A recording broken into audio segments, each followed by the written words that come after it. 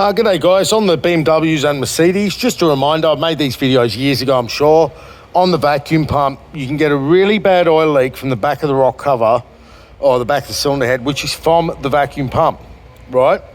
Now there's a repair kit, so that's the inner seal of inside this vacuum pump, okay, and that's the outer seal.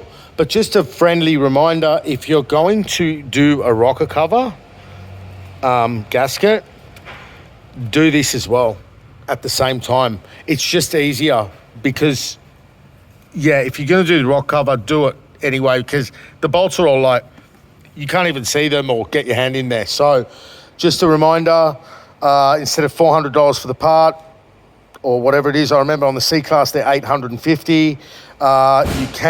You can repair them from leaking oil. I'm not saying you can repair them from wearing out, just from leaking oil. Okay, hope that helps. Bye.